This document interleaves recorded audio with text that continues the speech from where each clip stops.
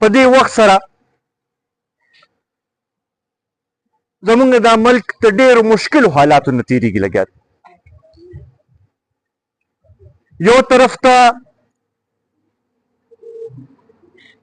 سیاسي عدم استحکام دی،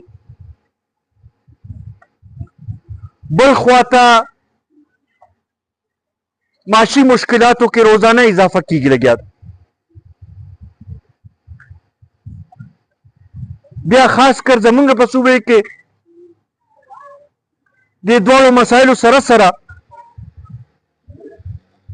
په بدامنۍ کې هم رسته رزه اضافه کېږي لګیا دی، او د هغې د وجې نه هر یو کس په خپل ځای باندې متاثره دی.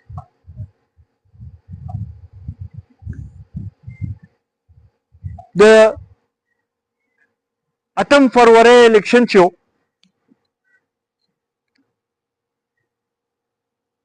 د هغې نه د خلکو دا تمه وه چې د الیکشن نه پس ته به استحکام راشي او چې هر چا ته حکومت حواله شي، هغوی به دا ملک د مشکل حالاتو نه وباسلو کوشش کوي. خو بدقسمتۍ نه زمونږ هغه ادارې چې د چا کار د سرحداتو حفاظت دی، د چا کار امن و امان راوستل دي، د چا کار چې کومې پالیسۍ سیاسي حکومتونه جوړ کړي په هغې باندې عمل کول دي، هغوی خپل هغه کار یې پرېښی دی او د هغې په ځای هر هغه کار کې چې د هغوی کار نشته په هغې کې خپل کار لري او په هغې کې ګوتې وهي. ما په دنیا کې یو ځای کې یو ترقی یافته ملک کې دا نه دي لیدلی چې دفاعي ادارې فوج هغه راپاسي او هغه د سیاسي پارټو په جوړولو کې، سیاسي پارټو په ماتولو کې، الیکشن په نتایج باندې اثرانداز کېدو کې ملوث وي. بیا دا مونږ نه دي لیدلی چې د یو ملک فوج په کاروبار کې ملوث وي او د هغوی کاروبارونه خو رستو رضایي کې توان ورته میلاویږي، خو هغه ملک د هغې هغه خلک چې کوم په ټیکس باندې د هغوی تنخواه ورکړې کېږي هغه رسته رزه غریب کېږي لګیا دي. دا ډېره عجیبه خبره ده چې روزانه که ګورو ګرانۍ کې اضافه کېږي او رسته رزه هر یو کس ترې متاثره کېږي لګیا دی او رسته رزه غریب کېږي لګیا دی. خلکو ته روزګار نه میلاویږي، د روزګار ذریعې ختمیږي لګیا دي. او بل خوا ته چې ګورو چې جرنیل ریټایر شي اربپتی روځي، بریګیډیر ریټایر شي کروڑپتی روځي، او بیا ولپاره بل نوکري مولا تیاره بیا پرته وي، لا ریټایر شوي نه چې د 3 کالو بل ځای کې ورته ملازمت میلو شي. دې طریقې سره ملک نه چلول کېږي. دا آئین چې دی دا موږ ټول لپاره دی، دې نه بالاتر څوک نشي کېدی. د سیکیورټي سټیټ دا پالیسي چې ده دا به ختمېدل غواړي. څو پر چې موږ ټولو چې د عوام نه دا تمه کوو چې په آئین باندې به عمل درآمد کوي، په قانون باندې به عمل درآمد کوي، ټیکس به ورکوي، نو پکار چې بیا ادارې هم په هغې باندې عمل درآمد وکړي او د هغوی هم د هغې تابع شي، هله به دا عمل چې دی ترقي کوي.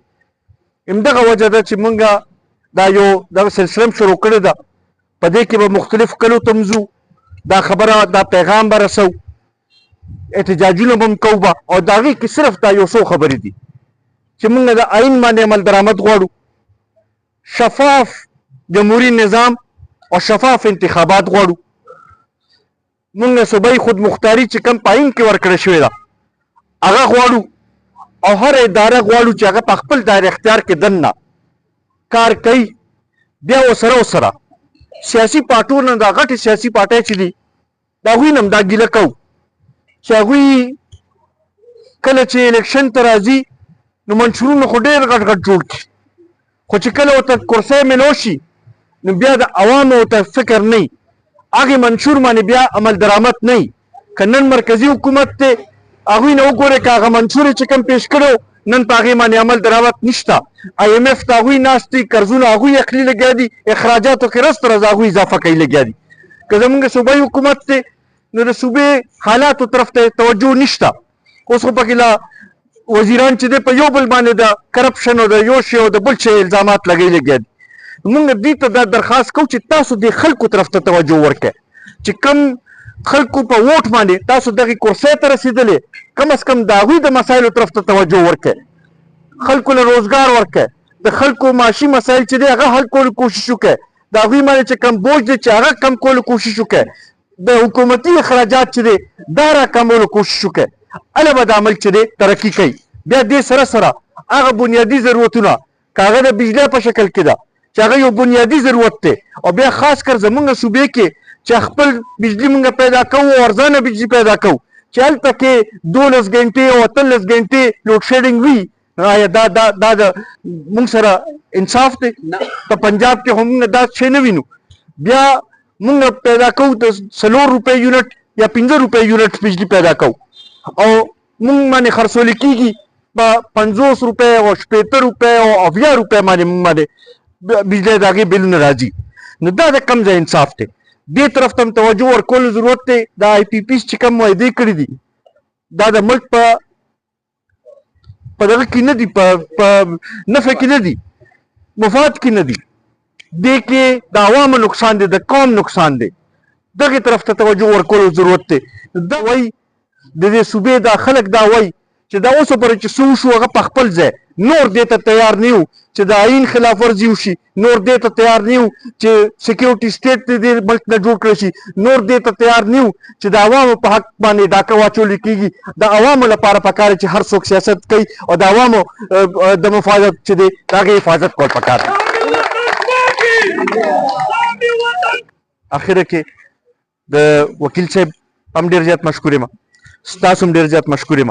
انشاءالله بیا به هم راځو، تاسو سره به کینو، ستاسو په دې مسایلو باندې دلته کې خبرې به کوو، به کم ستاسو دلته کې ضرورتونه دي کم دغه دي هغې باندې به هم خبره کوو به.